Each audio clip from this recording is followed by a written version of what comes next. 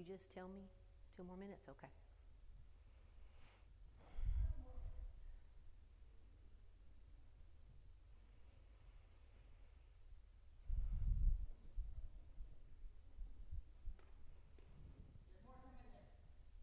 Yay.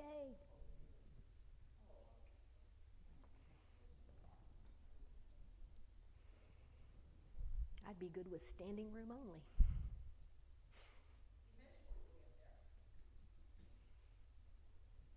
I guess if I'd brought snacks, y'all, the more people would have come, right?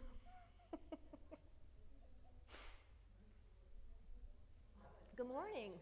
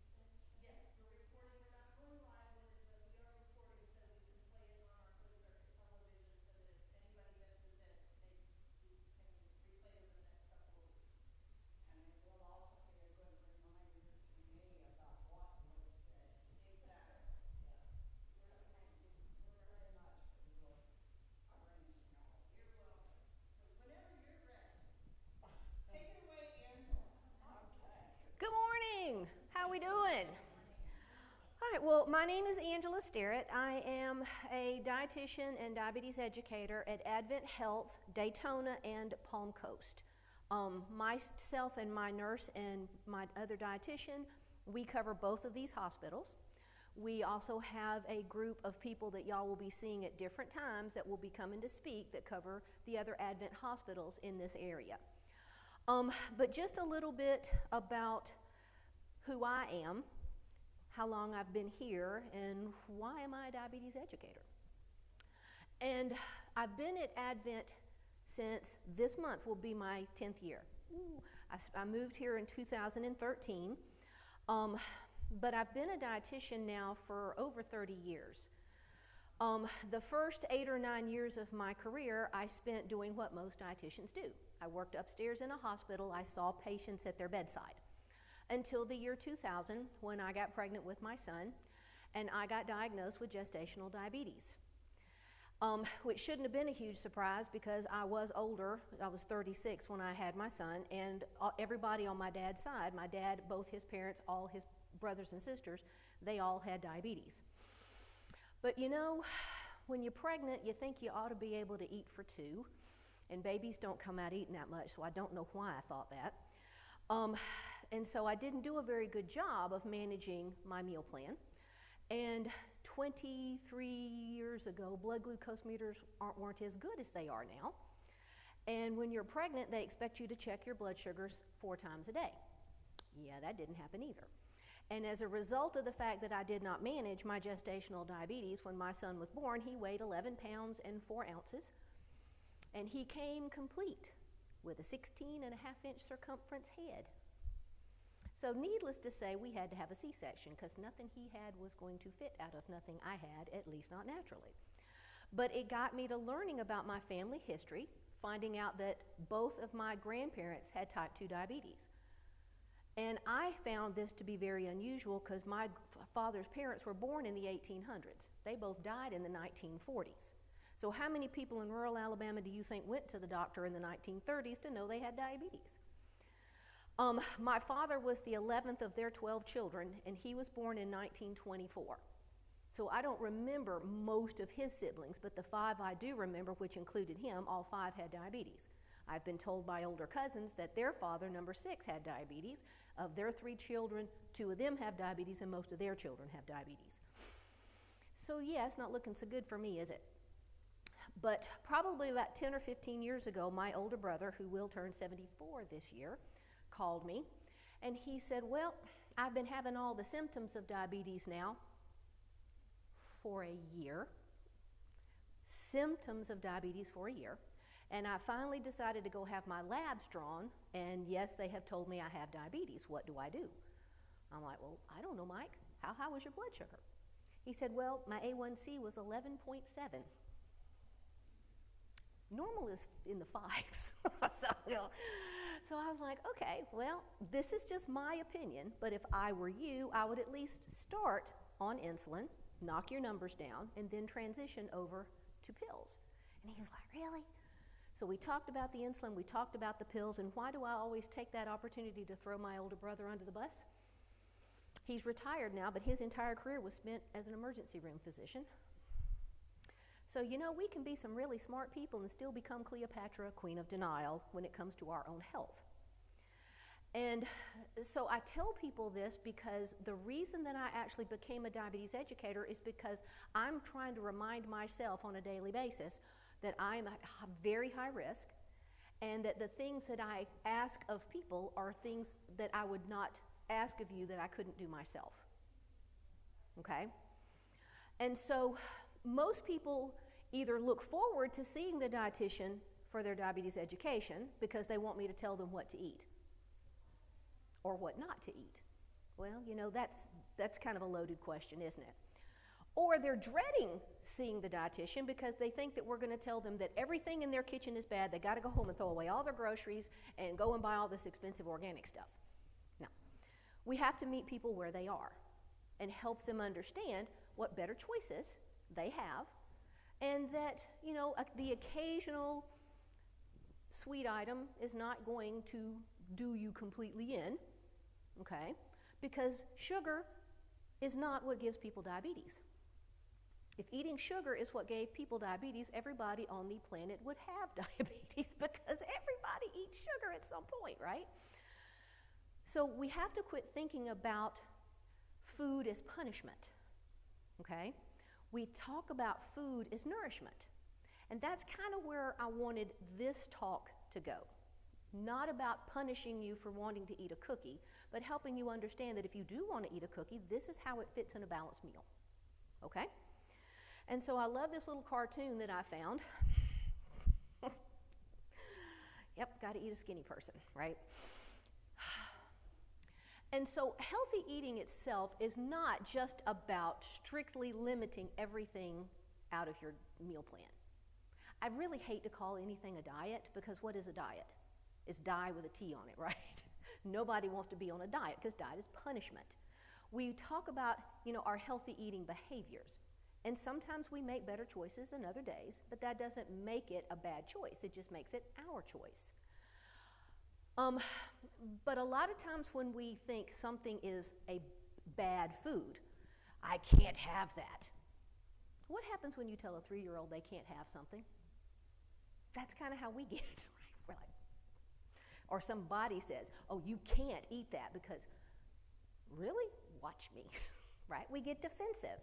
So I never wanted to have anybody think that anything I'm going to tell them is, you can't have.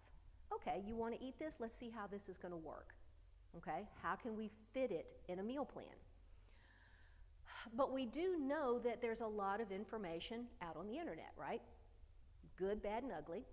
And if you're not really careful about your source of where you get your information, you could get some pretty damaging information from the internet, because any Joe Blow can put something on the internet. And so you need to make sure that if you are looking something up, that you are looking at a reputable website, okay? But half the time when we look at something, we get conflicting information. One website says to eat it, one website says to don't eat it. How many people have had their doctor say, don't eat nothing white? I'm a big smart. I like fish, chicken, cauliflower, onions, and garlic are white. Is that a bad thing? No.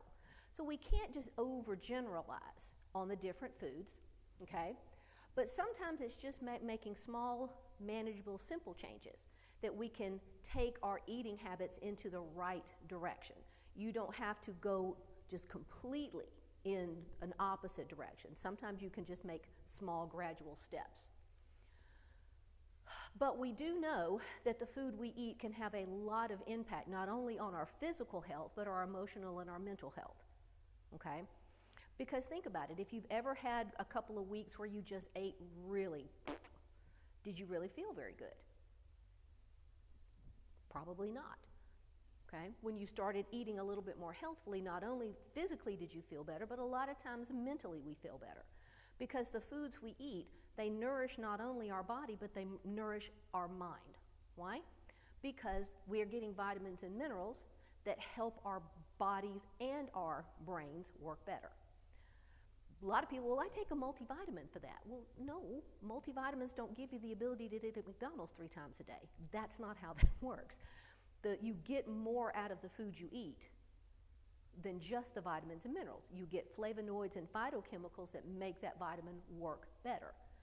And they have done a lot of research to show that when people do not eat healthy, then they are at higher risk for things like cognitive deficits, okay? So eating a healthy diet not only will help you feel better physically, but it may also help you cognitively, which is a good thing. But they have shown also that our typical Western diet can increase people's risk of mental health issues, okay? Bipolar, depression, anxiety, okay? Because what is in that food? There's a lot of high fructose corn syrup and sodium and hydrogenated fats, all these things that are really detrimental to our overall health. And these things can lead to a change in our mental health as well. So that's another good reason to try to pick better foods on a regular basis, but not to tell yourself, yeah, I can't ever have that again, because that's going to make you crave it more than anything.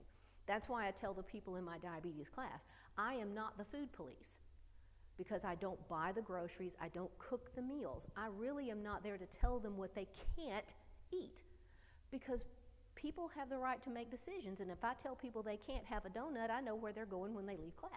They're going to get a donut because I said they couldn't, right?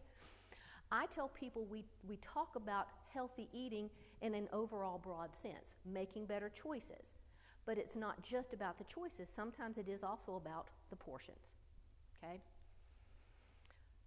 And so if you thought that eating a little bit differently could decrease your risk of dementia and Alzheimer's, would that motivate you to do it?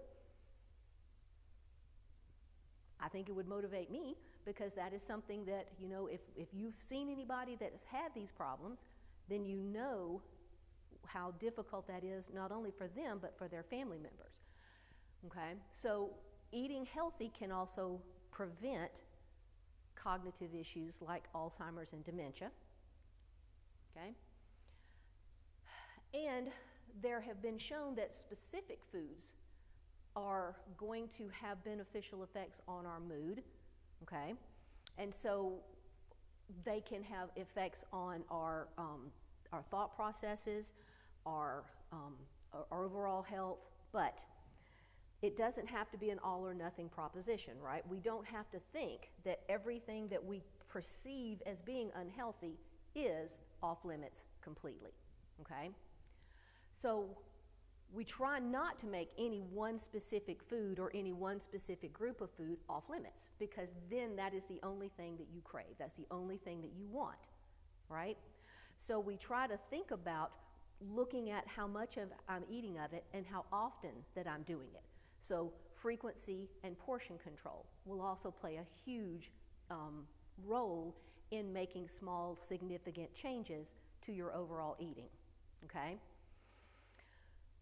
So we try to think about the foods we're eating as making transformations of not only our body, but our mind and our spirit. So one of the ways that we teach people how to choose better foods and eat in an overall healthy manner is we start talking about the plate method. I never understood why there was ever a food guide pyramid, because it never made any sense to me. We don't eat on a pyramid, but we eat on a plate. And when you start to look at your plate and placing food on your plate in a specific pattern, then that can also help you make choices no matter where you are, whether you are at home, you're at a friend's house, or you're out at a restaurant, okay? And so most of the time we talk about taking your plate and dividing it in half. The big half of your plate is going to be non-starchy vegetables. It's something that I like to call rabbit food, okay? Your carrots, broccoli, onions, spinach, green beans, salad, sliced tomatoes, cabbage. Because these foods have a lot of fiber in them, and we know the benefits of fiber. They are very brightly colored for the most part, so they do have flavonoids and phytochemicals along with their vitamins. They help fill us up, so they help with appetite control. And for the person with diabetes, they do not have very much in the way of carbohydrate. So we tell people with diabetes that as long as the vegetables are not breaded and fried, they can pretty much eat what they want. Okay, so onion rings will not be something that's free, but onions are. Okay, the other half of the plate is divided between lean protein and starchy food. Wait a minute, starchy food, doesn't that turn to sugar? Aren't people with diabetes not supposed to eat that? No. The carbs that we eat are like gas in the gas tank, okay? We are supposed to put gas in our tank to run the engine. The problem when we develop diabetes is keeping in mind that our car only has a 20-gallon gas tank. So there's only so much carbohydrate that we can eat at a given time so that we don't overfill our gas tank. That is what causes people to urinate a lot when their blood sugars are too high. But no one asks a person with diabetes to run their car on an empty tank. So for a person that has diabetes, it's not that they're not allowed to have foods that have carbs. It is about portion control so they don't overeat the foods that have carbs, okay? Then you have your lean protein. And why do we want to choose lean protein more than any other? That is for our risk of cardiovascular disease, okay? Because the only place you actually get cholesterol in the food you eat is from animal products, okay? Because cholesterol is made in the liver. Fruits and vegetables don't have livers, okay? So plant products cannot be a source of cholesterol. Most of the cholesterol in the food we eat is concentrated in the animal's skin, fat, and organs. So leaner cuts of meat will have a less amount of cholesterol, which is going to be better for us overall, okay? Then most of us, I don't think, get enough of our dairy and our fruit. So most of these meal plans do have an optional side of fruit and dairy. If it's too much to eat at one meal, the fruit and dairy could be used as a mid-afternoon or mid-morning snack, okay? So I just had several different examples of what a healthy meal would look like. And so here we've got a breakfast where half the plate is asparagus, your rabbit food. The other half is your scrambled eggs, that's your protein.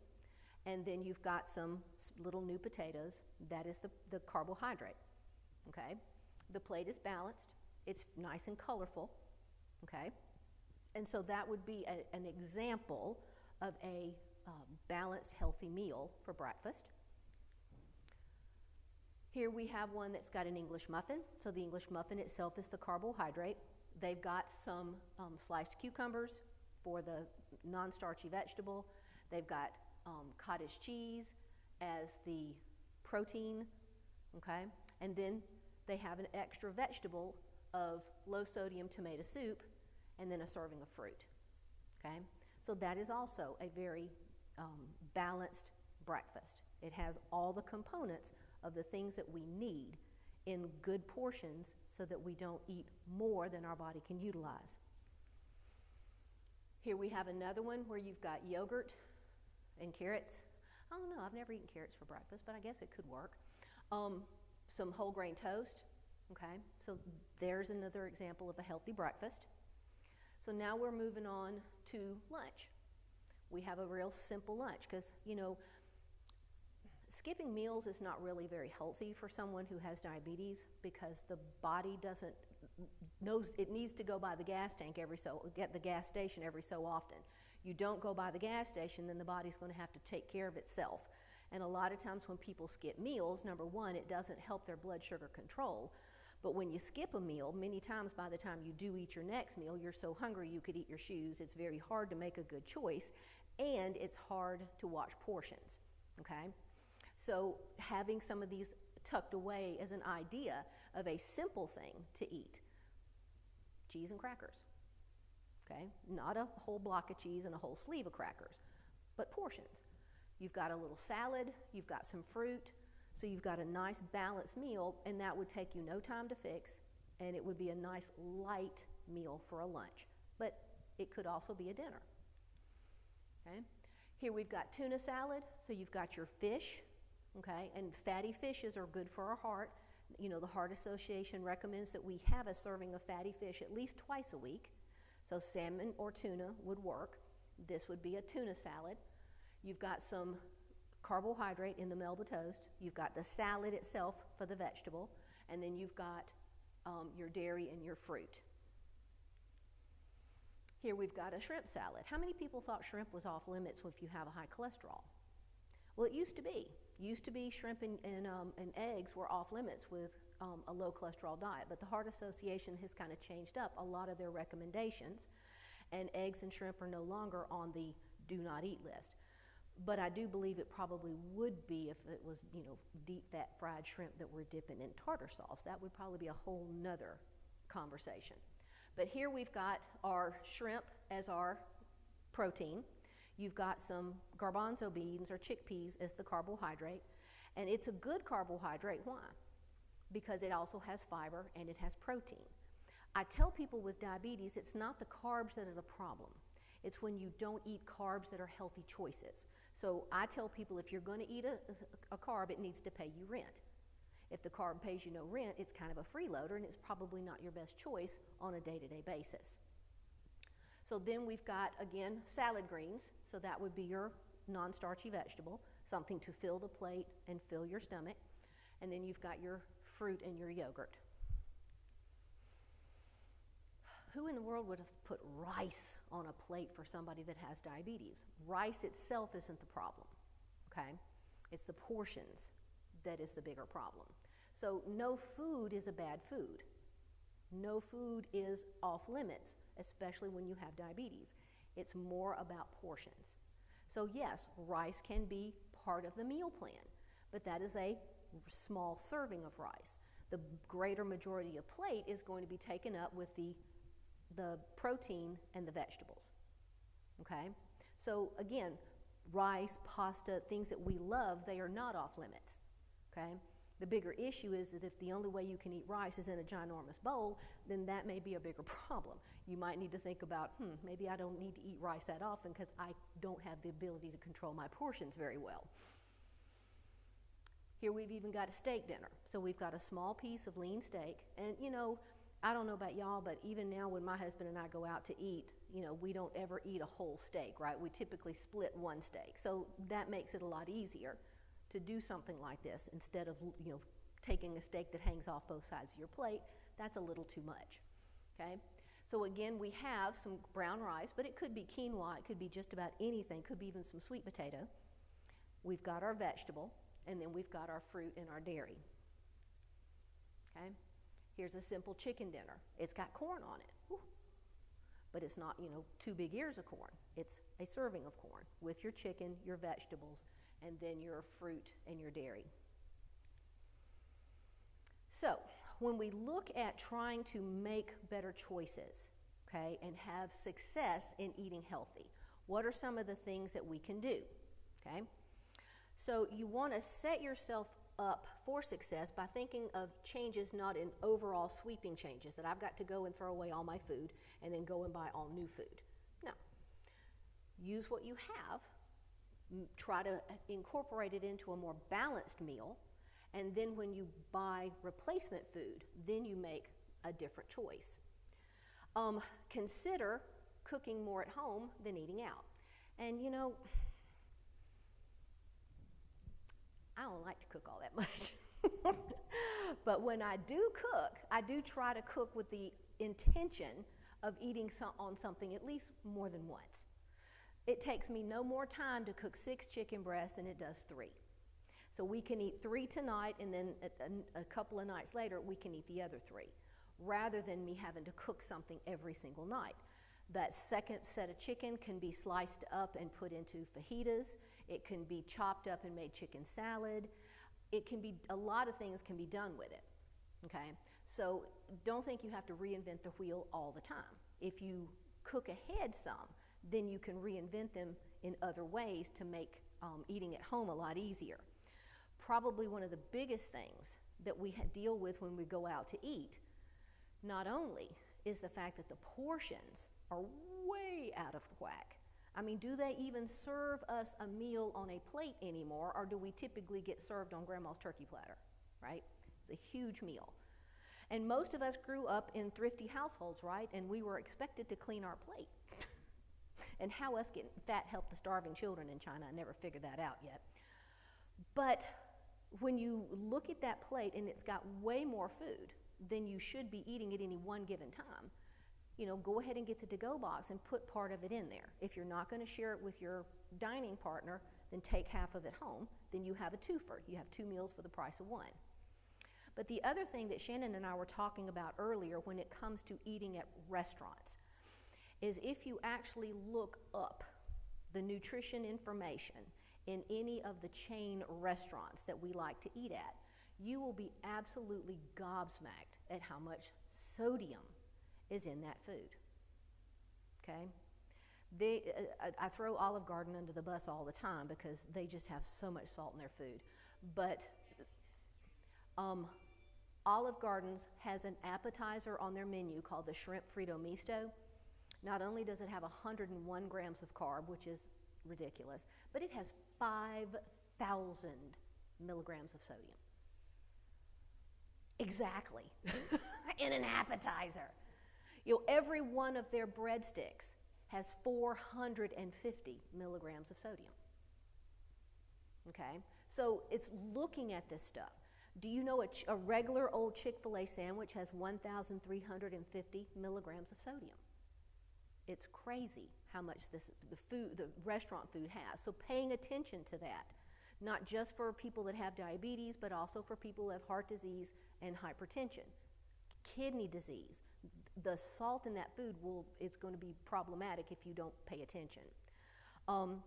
Never think about food as bad or off limits. I'm quite sure that every woman on the Titanic gave up her dessert the night before it sank to get into her corset the next morning, and there was no next morning.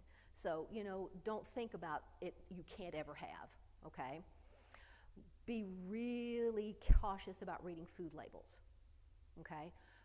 Pay attention to what they're telling you, because what's on the food label is legal, okay? What is on the box is marketing. Okay, so when something says it has no sugar added, and you're like, woo, there's no sugar in this. No, no, no. That's 2 different things, okay? Making sure we drink a lot of water, because especially as we get older, our thirst acuity declines. And we are borderline dehydrated all the time. And there are a lot of medications we take as we get older that can also make dehydration worse. So getting that water in is very important. Paying attention to portions and actually measuring them and looking at them, okay? We've all been supersized out of knowing what a portion looks like. And the reality is a half of a cup is a tennis ball cut in half. Okay? So when you put a pile of something on your plate, that's not a half a cup. We need to pay attention to that. Eating more slowly, okay? When you gobble your food, you don't digest it very well, but you don't give your brain time to get a signal that you've actually had enough to eat. When you slow down your eating, then your brain gets that signal and it starts to taper off your appetite, and then you find that you are satisfied with less, okay? And then not skipping meals, okay? I know intermittent fasting is such a big thing right now, but that does not necessarily help everybody. I have not met too many people that do really well on intermittent fasting, okay? Especially when you're taking medications that either change blood sugars, blood pressures, or have to be taken with food, okay? So you need to talk to your doctor before you to start on anything like intermittent fasting, because they may need to adjust your medication. All right, so we are what we eat. So we don't want to be fast, cheap, easy, or fake, do we? We want to be real. So this is just information about our program and where we have services. Again, I am at Daytona Beach and in Palm Coast. Okay, myself, my RN, Katie Biancanello, who has type 1 diabetes and wears an insulin pump. So she has a different perspective on this. We also have a part-time dietitian, Rhonda Folletti, who is a personal trainer. So she has a different aspect. So we have a lot of this stuff rounded pretty well. We have services in DeLand, Orange City, and New Smyrna. Okay, so we have 2 other nurses, Patty and Joyce, and 2 other dietitians, April and Elizabeth, who teach the classes in these facilities. Okay, but not only do we as dietitians teach about diabetes, we also teach people about kidney disease, heart disease, hypertension. We talk to people about Crohn's and colitis, about celiac disease. So if you feel like you need to talk to a dietitian about any of your health concerns, all we have to do is get a referral from your physician, and then we schedule you for an appointment. And we do appointments virtually if you don't want to drive all the way over there or be in the hospital itself. Okay? But our whole goal is the belief that people with diabetes can live healthy, productive, and enjoyable lives. Okay? All right, does anybody have any questions for me? Oh, come on. There we go, we got a question. Oh, I even got a mic. Here at John Knox, we prepare very few, well, I prepare almost no meals. Nice. Because we're fed. And it's very difficult to portion control. I mean, what was served is, the tendency is to, you're in a social setting. But I think the problem a lot of times is when you're paying for food, people want to make sure you get your money's worth, and then when people actually do get what is a portion, then they look at it like, I don't have anything to eat. This.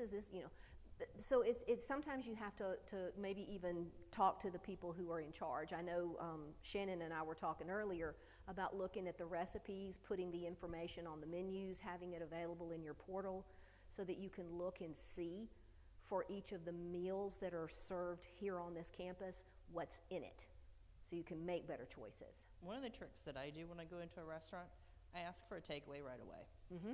So I, especially if I'm eating something that I shouldn't be eating, so that I can watch, because I like to splurge on things. I divide it in half, or I divide it into thirds, and I pack it away immediately, and that way I'm only concentrating on the stuff that I should be eating at that moment in time. Yeah. That's why, because we eat with a coming appetite, right? And so you may have the best of intentions to only eat half of what's on your plate, but the more you eat it, the gooder it gets, and so you end up eating more than half. Well, by God, now there's not enough left to take home, but I paid for it. It ain't going back to the kitchen, so now I got to finish it, right? Even if in your evil little heart of hearts you think, I'm going to eat what's in my to-go box when nobody's around and going to call me out on my foolishness, that's when the miracle happens. You actually get full. Because it really does take about 30 minutes for your stomach to tell your brain you've had enough to eat. And how many of us have demolished Thanksgiving dinner, both helpings and dessert, in less than 30 minutes? Okay? So that's why some of these little small tricks can help. Okay? And as awkward as it sounds, putting your fork down between bites slows you down. Okay? It used to drive me crazy because my father would be just hunched over his plate, just shoveling food in, and he wouldn't even have swallowed the last bite when another one's being shoved. But he was in the Navy, right? So you had to grab it and growl or you didn't get it. I've had to work on my husband. My husband was a truck driver, and he was in the Navy. So again, he would shovel, and I'm like, dude, you got to slow down. And now he has started to see the wisdom in that, and he and I eat about the same speed. Of course, my son doesn't chew anything. He just shovels it in, chews it 3 times, and swallows it. I don't know how the guy even has a stomach. But these are little things that have helped him, because my husband has type 2 diabetes. Okay? So I not only, but of course I'm his wife, so he doesn't listen about half of what I say. So. Yes, ma'am. One of the services, I don't think I need it. One of the services that you would provide on an individual basis. Suppose that I was being treated for cancer, chemotherapy, but I'm a diabetic and I'm losing weight. Right. So I really need a special diet. Right. Would this be one of the services you would provide individually Yes, if we called absolutely. you? Anytime that it's nutrition, it's individual. And it must be a doctor referral. Yes, we have to. That's because we are a Medicare facility and we charge Medicare for services. So I will warn you, Medicare covers two things: people with diabetes and people who have chronic kidney disease. Now, if you're coming because you have cancer and you've lost weight, that wouldn't be covered by itself. But if you also have diabetes, but that's not what you're concerned about, you just put diabetes on the referral, it'll still get covered, even though that's not what we're talking about. Okay? So if you came because you had irritable bowel or you had, other things, that had nothing to do with chronic kidney disease or diabetes, as long as that's on the referral because you have it, it'll be a covered service. But if you don't have chronic kidney disease or diabetes, the likelihood is Medicare is not going to cover it. We do still see people. The hospital charges a self-pay rate based, on 15-minute increments. So 1 full hour with the dietitian, the hospital charges $80. Okay? So if it is not a covered service for any reason, it still can be, you can be seen, it's just not going to be covered by your insurance. And I have that all the time. Do you have cards that you can leave with us? I forgot them. Yeah, there's flyers out there, but I absolutely forgot my cards. I just walked out yesterday and left them. Shame on you. Well, what I could do is I can put some in an envelope and send them to Shannon, and she can have them available to you. Yes, ma'am. Mine is more of a comment. I Okay. used to live in Daytona, and when I was first diagnosed, Blue Cross required me to go to the Daytona Hospital, and I think it was a series of 4 classes. I thought I always ate healthy. I didn't realize I was diabetic, and so what I left the classes with mostly was the protein aspect. I began for years on metformin, but because I now never eat unless I can have some protein with the meal, I don't even need the metformin anymore. My A1C is appropriate because I've learned to eat right. So I highly recommend people, even though you think you know, if you can prompt your doctor or your insurance to get you into that series of classes, it really made a difference in my diabetic life. Good. Fabulous. That's wonderful. Could you share about your virtual program, please? Yes, ma'am. We not only are we having classes in person at our Daytona and our Palm Coast facility, and then of course New Smyrna and DeLand, they also have classes, and we teach the exact same classes. We use the same teaching materials, but we had people that were working and were wanting evening classes, and when we did them in person, nobody ever showed up. So then we started thinking about, okay, what's the best way? So we killed 2 birds. We did our evening classes virtual. So Thursday evenings, we have an evening class. I think it's from 5 to 7, if I'm not mistaken, and it is virtual. Now again, you still have to have your referral. You come and have an appointment with one of the educators for what is called an initial assessment. That's a Medicare requirement. It's 1 hour individual where we assess your needs. Then we schedule you for the class. Then you come through the 4 classes in person or virtually. And then you come back in 3 months for a follow-up. Okay? So that's the whole series is 10 hours. Then additionally, you get 3 more hours of individual medical nutrition therapy that you can take at your discretion throughout that year. So you get a total of 13 hours of education your first year. Once you've had that, you can come back annually and get 4 hours, 1 with the nurse, 3 with the dietitian. It's called an annual follow-up. So Medicare is pretty good about making sure that not only do you get education initially, but then you get continuing education every calendar year, and it pays for it. I have people that come every year just to sit down and make sure their I's are dotted and T's are crossed. Even though they're off their medication or they're on metformin and their blood sugars are good, they still come in because they know if they get too far, and they lose focus, it's really easy to get out of control. Yes, ma'am. Do you have any comments or advice about supplements like cinnamon or tart cherry extract or fiber gummies, those kinds of supplements? Well, a lot of prescription pharmaceutical medication started out as a botanical, including metformin. Metformin was a tea. And do you know to this day they cannot tell you how metformin works? They know it does work, but they don't know how it works. I think that's kind of interesting. I know, I don't know if y'all have been here very long, but one of the endocrinologists that were in our area for many years, Dr. Vera, he actually used to send people to the health food store to get cinnamon. Now that wasn't the only thing he had them take, but he would try anything to see, okay, does this help? Okay, I don't have a problem with it. What I have and take issue with is if someone's A1C is really high, they're kind of in denial. The doctor has said you really need to take insulin and get this sugar under control, but they're just like, no. Why? I don't know. Insulin's natural. And so they quit taking all their prescriptions, and then they just go load up on apple cider vinegar and cinnamon and turmeric and all, thinking that they're doing something, and they're not. Okay? I have no problem with it being an adjunct therapy. Okay? But it may not necessarily be an individual therapy for everybody. Okay? I hope that answer. Okay. Yeah.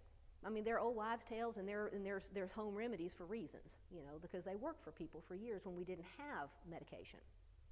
Okay? We also have a diabetes support group as well. It meets once a month, the first Thursday of the month at 10 a.m. Okay? And it is virtual.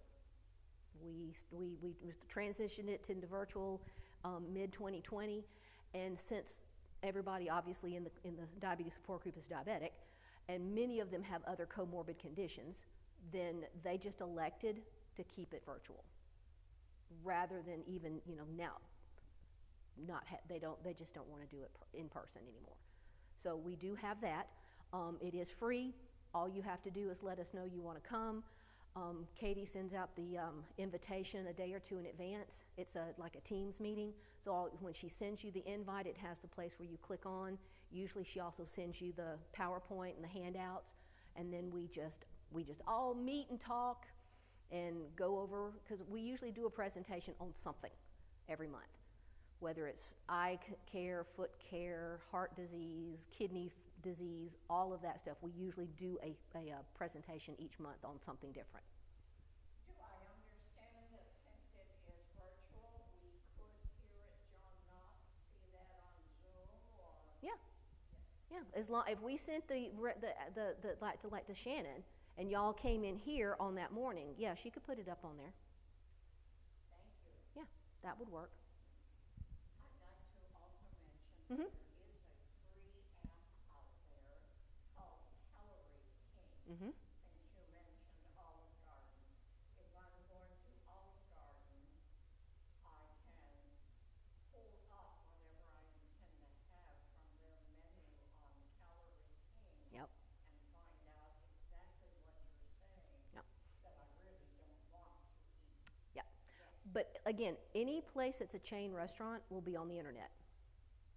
And you put 3 things into your search engine: the name of the restaurant, Olive Garden, the word nutrition, and the term PDF. It will pull up then a PDF file, something that you can actually scroll through and print. Okay? And then if you ate someplace often, then you print out their information, and then you can go through and start highlighting what are your better choices, so that when you're saying because how many of us have to play the game every day? What are you going to eat? What do you want to eat? Well, I don't know. What do you want to eat? Well, I don't know. What do you want to eat? Well, I don't know. What do you want to eat? We got to play that until we decide, okay, we'll just go to Olive Garden. I don't want to cook. But you can then pull that sheet out and start looking, okay, what are my options? Okay, because again, when you wait until you get to the restaurant, you're hungry. Then they put them breadsticks in front of you, which are 25 grams of carb and 460 milligrams of sodium each. So if you eat 2 of them, you've pretty much had all your carbs for the meal, and you haven't even had any pasta yet. But you can see how much sodium, how much carb, or if you're just trying to keep your calorie levels, they'll tell you how many calories are in it. Or if you have a cardiovascular disease, they'll tell you how much saturated fat is in it. So you can look, it'll give you everything. So a few of them, like Chipotle's and Chick-fil-A, are more of an interactive thing. So you pick what you want, and then at the bottom it gives you the total, and then you can start taking stuff off until your numbers look better. So I mean, sometimes it is a more interactive thing. But for the longest time, Cracker Barrel wasn't online. They finally got their menu up online. Yeah. So repeat for me, please, Mhm. how we go about accessing that information on the internet. You put in the name of the restaurant you're going to, Cracker Barrel. Then you type in the word nutrition. Then you type in the phrase PDF. What does that stand for? I can't remember. Anyway, PDF. And it gives you something that's printable, or something that is at least easily to scroll through, because everything will be in columns. And then you can, because it's a PDF file, if you don't want to print it, you can save it in a folder of restaurants and just stick it over there, and you can go in there anytime that you're going to go to Outback or Longhorn or whatever. You can go to that restaurant file, pull that up, look, and see what's your better choice that day. So when the PDF comes up, then you have to click on that. Yes, because you'll see one of the ones that comes up will have the little brackets in PDF. If you click on that one, usually you'll find what you're looking for. It doesn't work 100% of the time, but probably good 90% of the time that works. Okay. Any other questions? All right, fabulous. Well, thank you so much. We You're very appreciate you welcome. coming all the way out you drove in from St. Augustine. Yeah, And I she live in does St. work out Augustine. on Coast in Daytona. We are planning on having educators come out on a quarterly basis. We've got them booked through spring of next year already. And then Amanda is also working on some additional speakers. And we're going to plan on doing Wednesdays, 9:30. What are we on, the second Wednesday of the month? So look in the Village Weekly for upcoming topics. So we're working on it.